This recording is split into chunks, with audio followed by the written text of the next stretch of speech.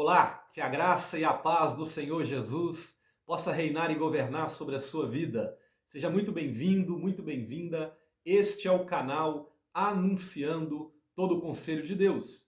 Esse canal tem por objetivo, tem por finalidade expor a palavra de Deus de maneira fiel, contextualizada e detalhada, para que possamos compreender de fato a vontade de Deus para a nossa vida. Se você já é inscrito nesse canal, o meu muito obrigado. Que Deus abençoe você e toda a sua família. Por gentileza, também curta, comente e compartilhe os vídeos para que esses vídeos, para que a plataforma do YouTube entenda que esses vídeos possam chegar a várias pessoas. Se porventura você assiste os vídeos desse canal e ainda não se inscreveu, por gentileza, se inscreva, curta, comente e compartilhe.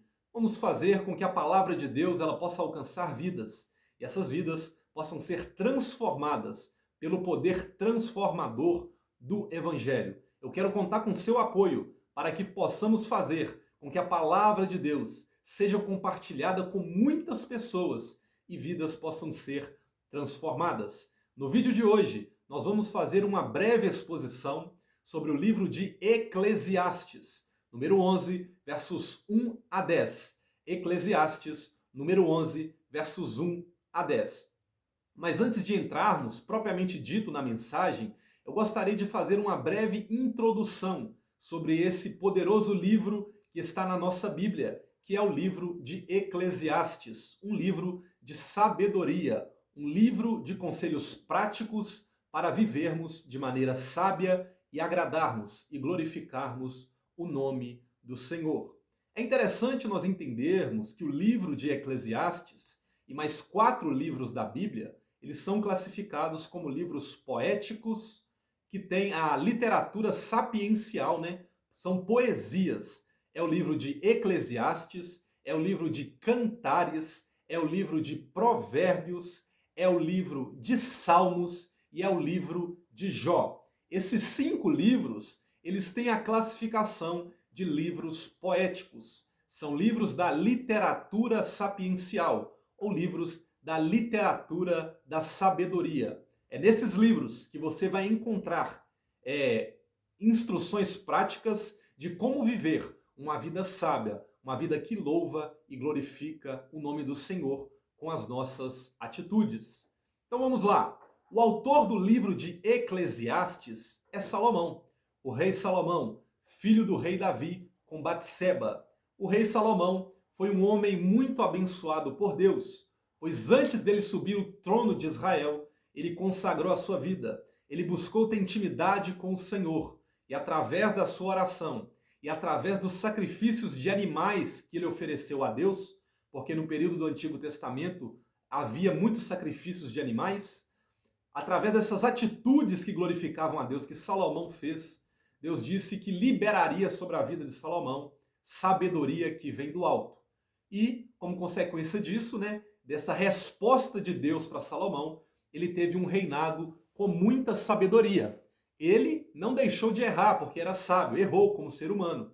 Mas, no geral, ele foi um rei muito sábio, um rei que foi orientado por Deus a tomar, a decidir as melhores atitudes. Então, o livro de Eclesiastes, ele foi escrito pelo rei Salomão, filho do rei Davi. O tema deste livro é a insignificância da vida distante de Deus. Salomão, ele vai buscar mostrar que uma vida longe de Deus é uma vida que não tem sentido, é uma vida que não tem valor, é uma vida cheia de vaidades, cheia de coisas efêmeras, cheia de coisas passageiras. Salomão vai buscar mostrar, com o seu exemplo de vida, que uma vida distante da vontade do Senhor é uma vida que lá no futuro vai nos trazer grandes prejuízos. Então, o tema do livro de Eclesiastes, essa palavra no original hebraico significa pregador. Esse livro Eclesiastes, ele vai buscar mostrar, através da vida de Salomão, que uma vida distante da presença de Deus é uma vida vazia, é uma vida de vaidades. A data. O livro de Eclesiastes, ele foi escrito provavelmente, isto não é uma data com 100% de certeza, mas ele foi escrito provavelmente pelo ano de 935 antes do Senhor Jesus Cristo. E agora nós vamos entender um pouquinho sobre o propósito do livro de Eclesiastes ter sido escrito. Qual que foi a finalidade do autor, do sábio Salomão, em escrever o livro de Eclesiastes?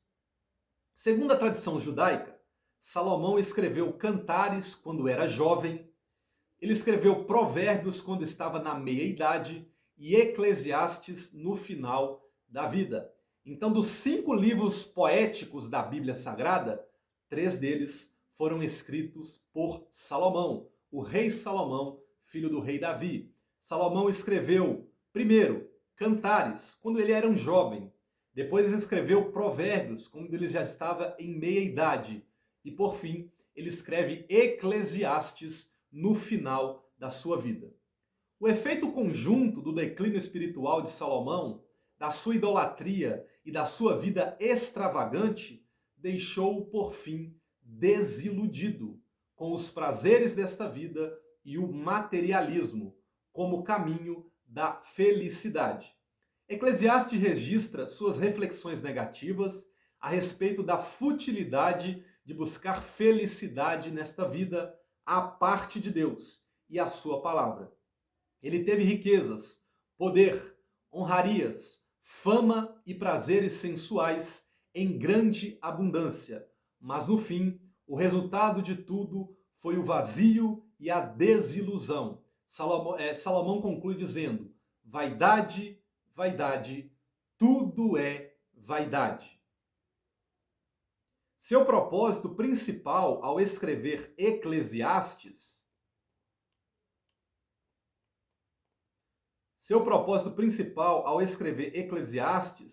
foi compartilhar com o próximo, especialmente os jovens, antes de morrer, seus pensamentos e seu testemunho, a fim de que outros não cometessem os mesmos erros que ele cometera. Revela de uma vez por todas a total futilidade do ser humano, considerar bens materiais e conquistas pessoais como os reais valores da vida. Embora os jovens devam desfrutar da sua juventude, o mais importante é que se dediquem ao seu Criador e que decidam temer a Deus e guardar os seus mandamentos. Esse é o único caminho que dá sentido à vida. Então, através da vida do rei Salomão, nós vamos entender que o jovem, ele pode sim viver uma vida alegre, desfrutar dos prazeres desta vida, mas ele não pode se esquecer que ele deve ser temente a Deus. Não pode se esquecer de tudo que eu fazer por meio do meu corpo. Lá no grande dia, no juízo final, eu vou ter que dar conta.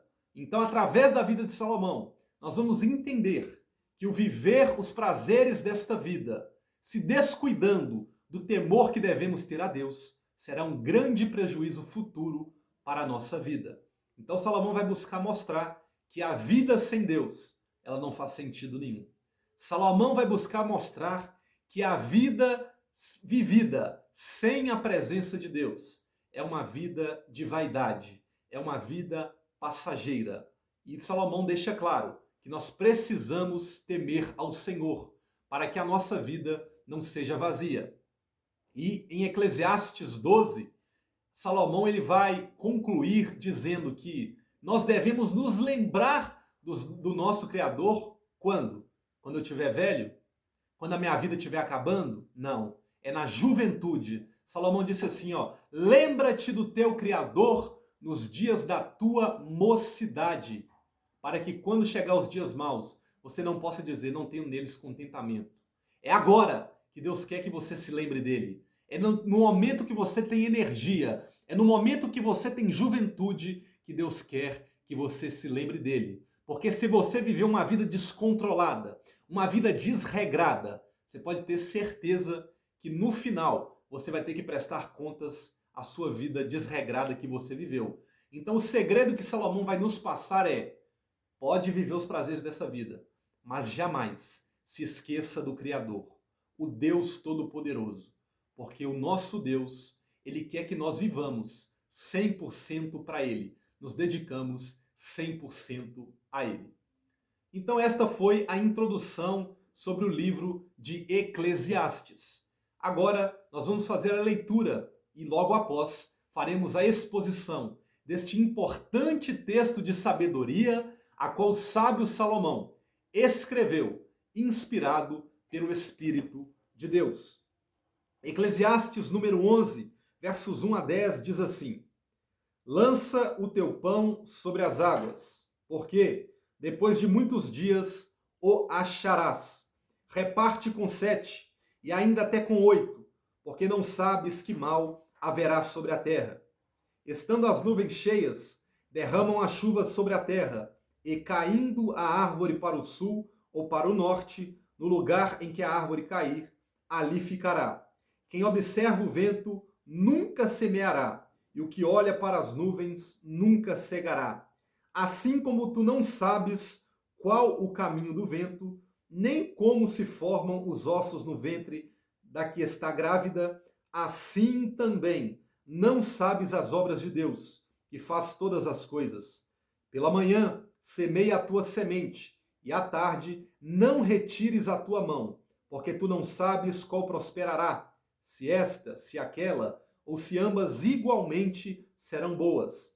Verdadeiramente suave é a luz, e agradável é aos olhos ver o sol.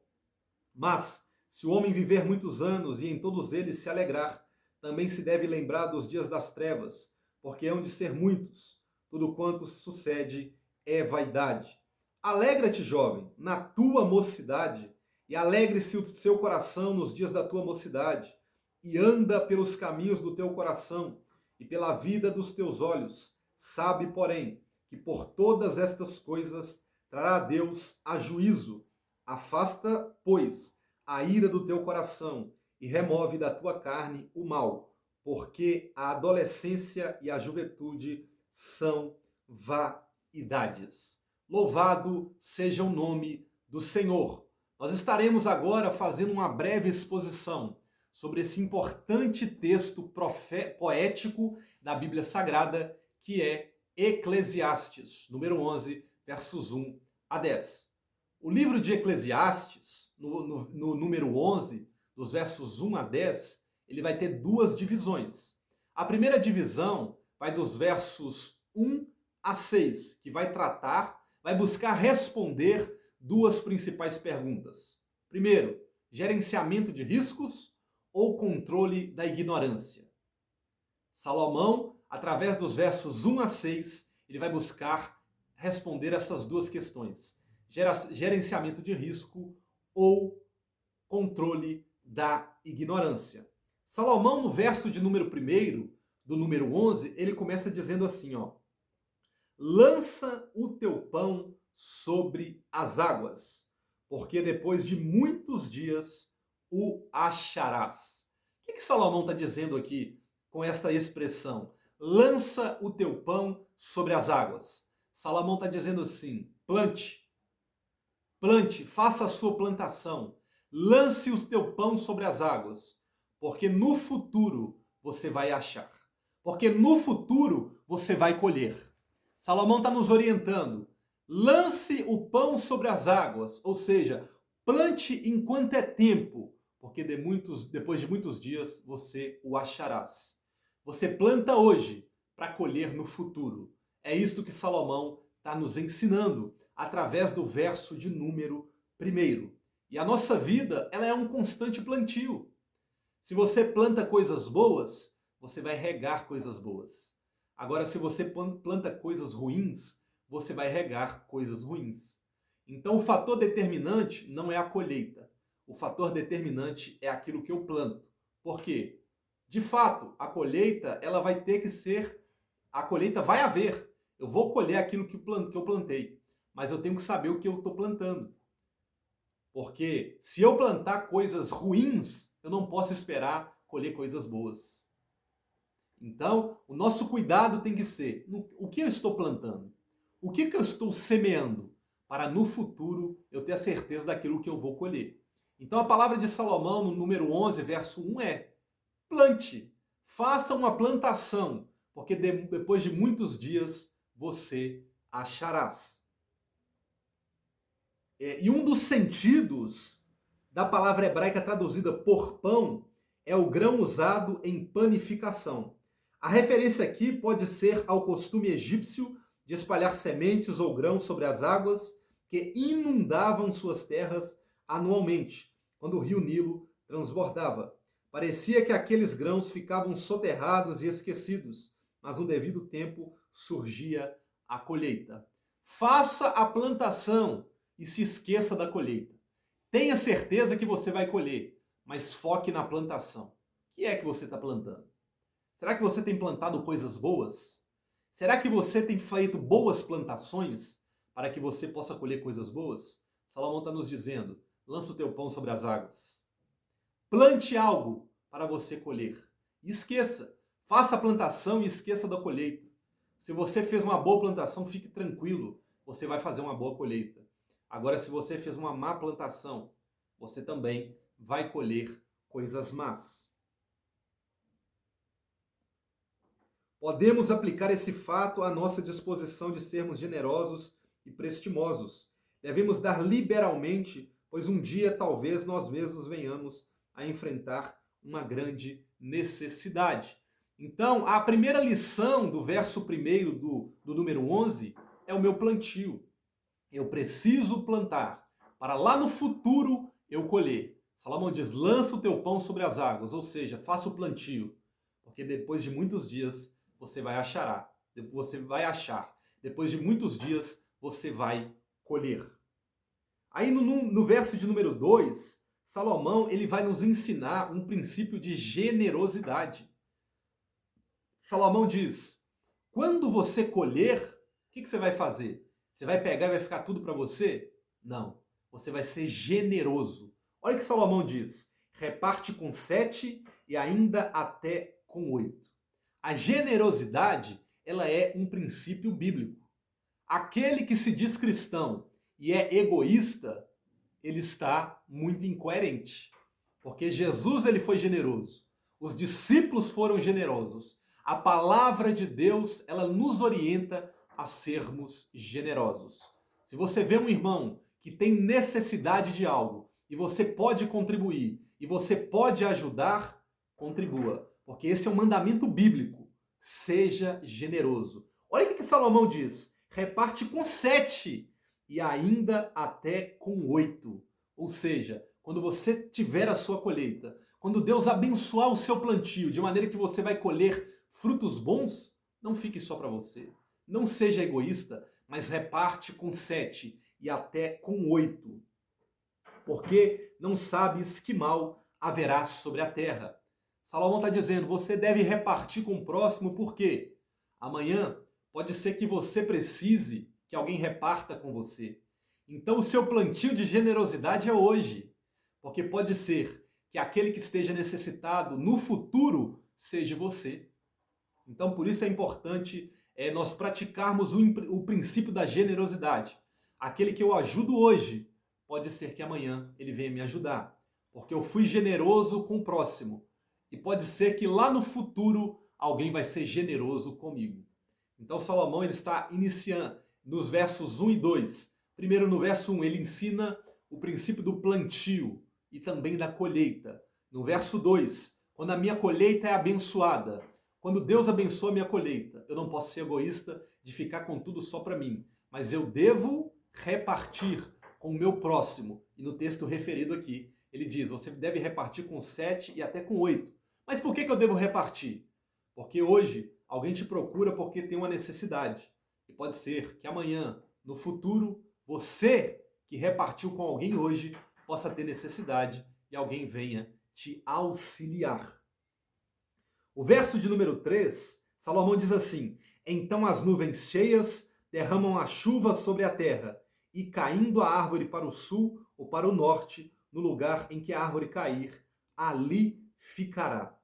Salomão está dizendo, estando as nuvens cheias, o que é isso? Estando as nuvens cheias para derramar água sobre a terra, estando as nuvens cheias para derramar a chuva sobre a sua plantação, derramam a chuva sobre a terra, e caindo a árvore para o sul ou para o norte, no lugar em que a árvore cair, ali ficará. Ou seja, Deus há de abençoar aquele que planta. Deus há de abençoar aquele que está semeando. Por quê?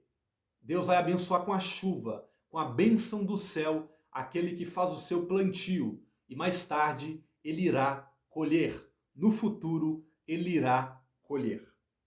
O verso de número 4. Quem observa o vento nunca semeará, e o que olha para as nuvens nunca cegará.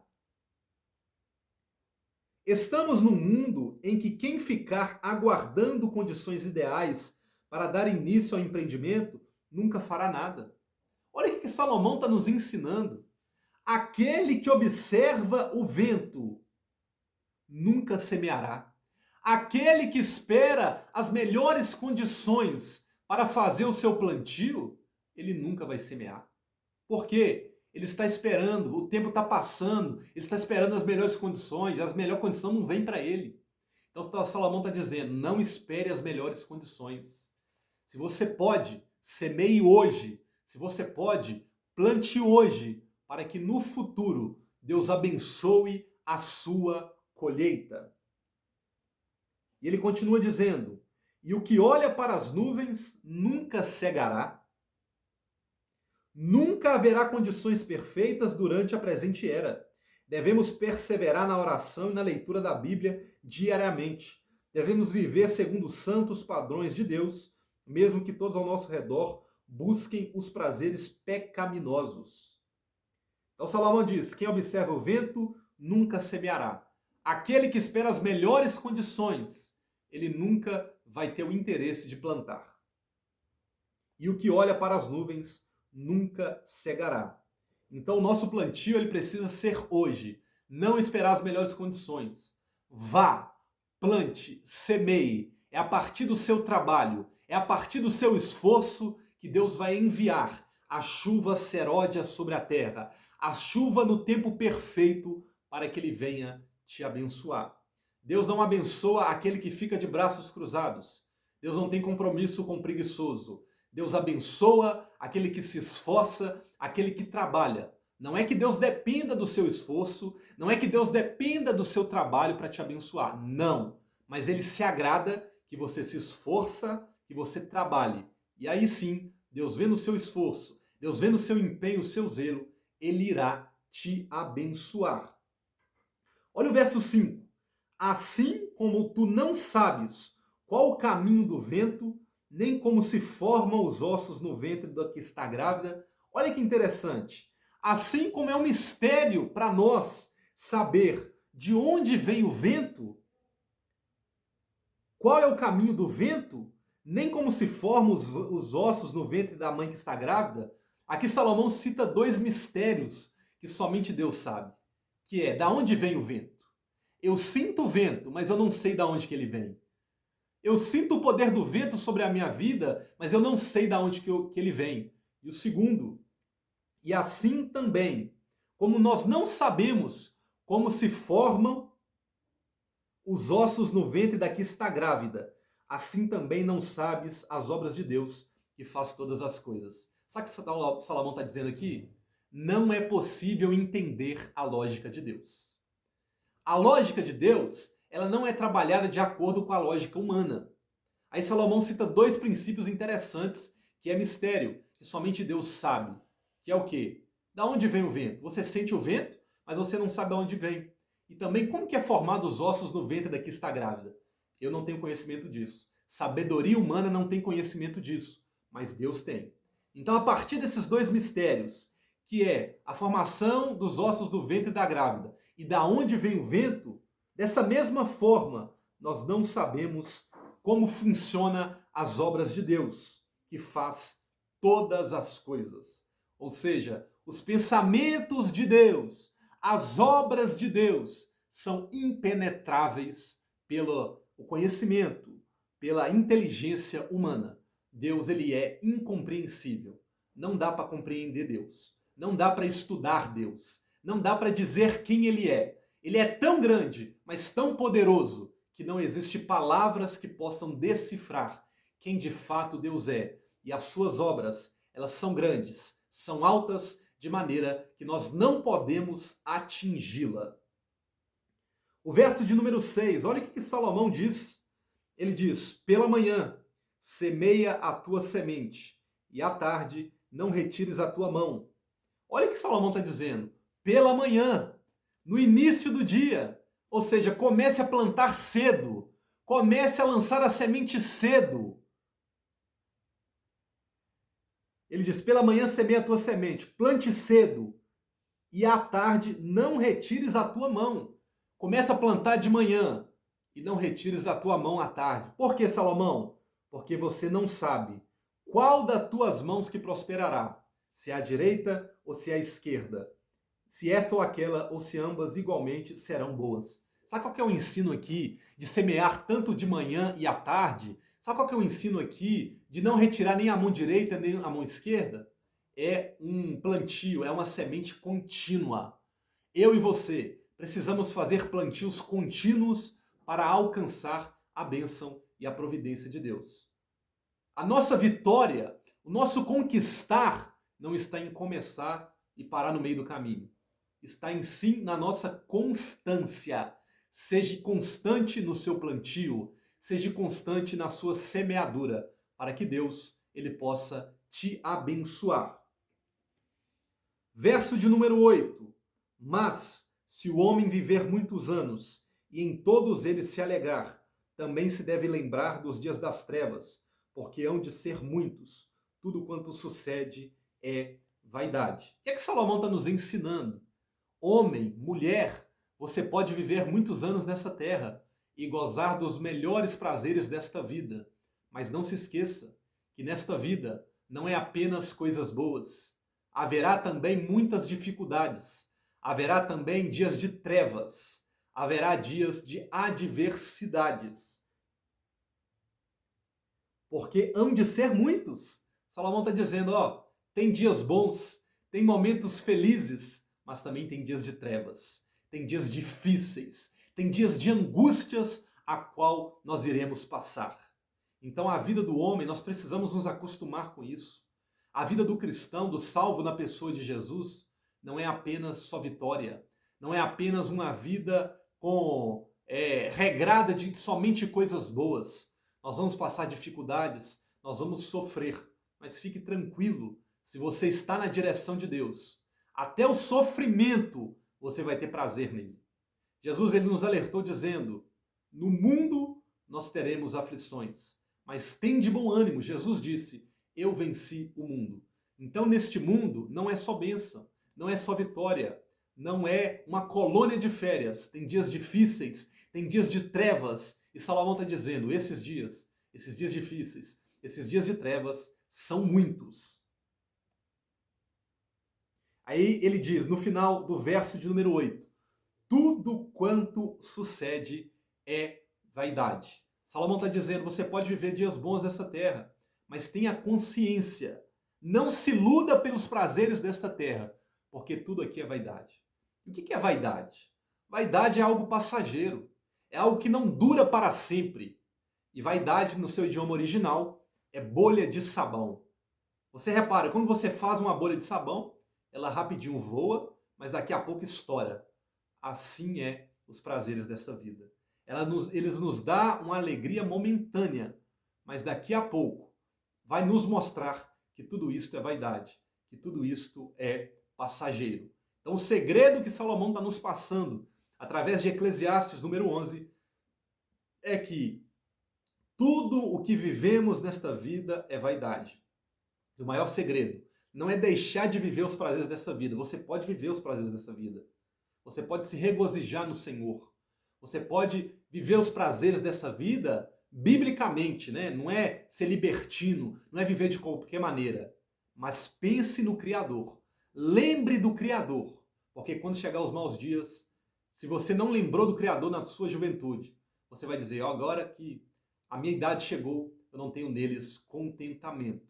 Então a mensagem que Salomão nos passa é, pode viver os dias dessa vida se alegrando e tudo, mas tome cuidado, porque haverá também dias difíceis, dias de trevas, mas o diferencial vai ser se você na sua juventude lembrou do seu Criador, para que quando chegar os dias difíceis, o Criador possa te consolar, possa te ajudar, possa te auxiliar.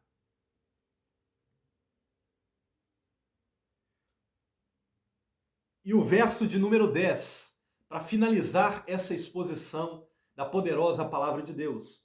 Olha o que Salomão diz, ele conclui o número 11, que vai dos versos 1 a 10.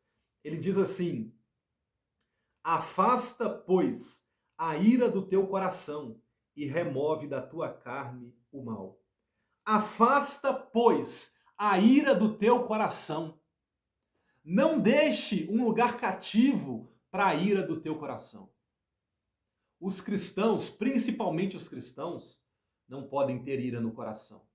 Porque o grande mandamento é: ame ao próximo como a ti mesmo. Talvez você está dizendo: mas você não sabe o que eu estou passando. Você não sabe quanto que pessoas me ofenderam, me feriram.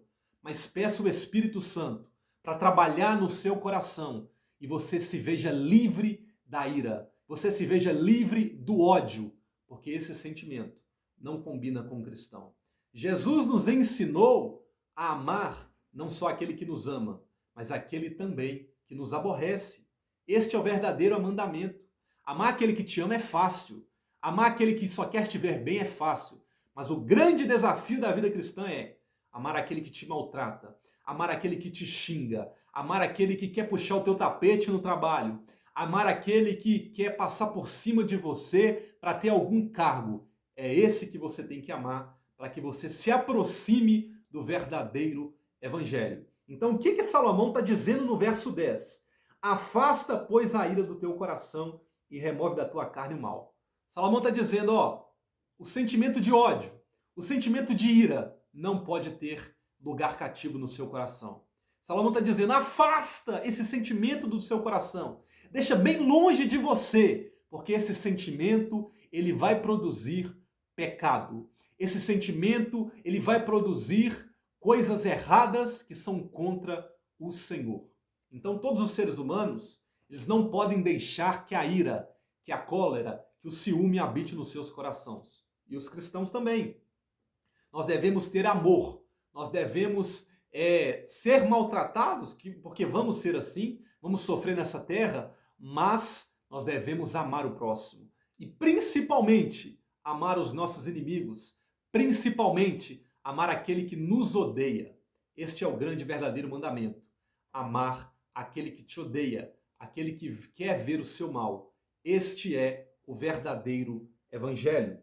E Salomão, ele continua dizendo: porque a adolescência e a juventude são vaidades. Para concluir, o jovem, o adolescente, ele tem muitas bandejas. Ele tem muitos prazeres para viver nessa vida. Mas a palavra de Salomão, para que fique gravado na nossa mente, pode viver os prazeres dessa vida. Pode se alegrar, biblicamente falando. Mas não se esqueça do Criador. Por quê? Porque a adolescência e a juventude são vaidades. Ou seja, tudo que eu vivo nessa terra é vaidade. É bolha de sabão. Vai passar rapidamente. O que não passa, o que a sepultura não apaga, é a minha comunhão com Deus. É o fato de eu ter lembrado do meu Criador nos dias da minha mocidade. Este é o ensino de Salomão para nós. Precisamos lembrar do nosso Criador nos dias da nossa mocidade, porque a juventude e a adolescência são vaidades. Os prazeres desta vida, que muitas das vezes enchem os nossos olhos, são apenas uma ilusão. Porque se eu vivo os prazeres dessa vida e não me lembro do meu Criador, eu vou correr sérios riscos no futuro. E é isso que Salomão está nos mostrando. Ele está falando por experiência própria. Porque Salomão foi um homem que experimentou os prazeres desta vida. Salomão tinha poder. Salomão tinha riquezas. Salomão tinha mulheres aos seus pés. E escrevendo Eclesiastes no final da sua vida, ele entendeu que tudo quanto ele viveu no final da vida para nada serve. porque é algo passageiro, é algo momentâneo.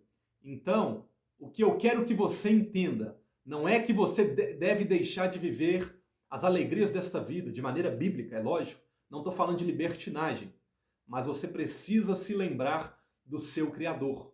Porque quando chegar os dias maus, e os dias maus são inevitáveis, você possa dizer, nesses dias eu posso me alegrar no Senhor, porque lá atrás eu lembrei do meu Criador. Então, meu irmão, minha irmã, lembre-se do seu Criador nos dias da tua mocidade, nos dias que você tem vigor, nos dias que você tem energia, porque tudo nessa vida é passageiro, passa depressa e é momentâneo. Que Deus abençoe sua vida. Eu espero que o Espírito Santo ele tenha falado ao seu coração por meio dessa palavra. Como eu sempre digo, eu apenas reproduzo o que a palavra de Deus fala, mas eu não tenho o poder de penetrar aos corações. Esse trabalho é somente do Espírito Santo. Eu só falo aos ouvidos, mas é o Espírito Santo que penetra, que convence o homem da justiça, do pecado e do juízo. Para finalizar, eu gostaria de orar com você. Soberano Deus e eterno Pai, no nome do Senhor Jesus e na autoridade do teu Espírito, a tua palavra foi pregada, a tua palavra foi anunciada. Mas Deus, eu só posso falar aos ouvidos. É o teu Espírito Santo que fala aos corações. Todos aqueles que ouvirão essa palavra, que possam ser impactados, que possam ser transformados pela tua palavra, que o teu Espírito Santo possa falar aos corações. Meu Deus, que a tua palavra ela possa ser como remédio para os corações, que a tua palavra ela possa achar guarida nos corações e que ela venha transformar cada vida pelo poder do nome do Senhor Jesus. Amém. Que Deus te abençoe. E eu peço a você que, se já se inscreveu nesse canal, curta, comente e compartilhe os vídeos. Se porventura você ainda não se inscreveu e gostar do conteúdo, se inscreva no canal, curta, comente e compartilhe os vídeos. Nos apoie nesse trabalho de anunciar a palavra de Deus. Eu não quero que o meu nome seja soprado, eu não quero que o meu nome seja anunciado. Eu estou aqui apenas reproduzindo de maneira fiel, contextualizada e sempre na dependência do Espírito Santo a palavra de Deus, para que vidas sejam alcançadas, para que vidas sejam transformadas pelo poder do Evangelho. Não é a eloquência do pregador, não é o conhecimento do pregador, mas é a riqueza da palavra de Deus, através do poder do Espírito que penetra as almas, os corações e vidas sejam transformadas. Que Deus abençoe a todos vocês. E eu agradeço a todos aqueles que já estão comigo nesse canal. Vocês para mim são uma família. Estamos juntos para sempre proclamar o reino de Deus. Que Deus te abençoe em nome do Senhor Jesus.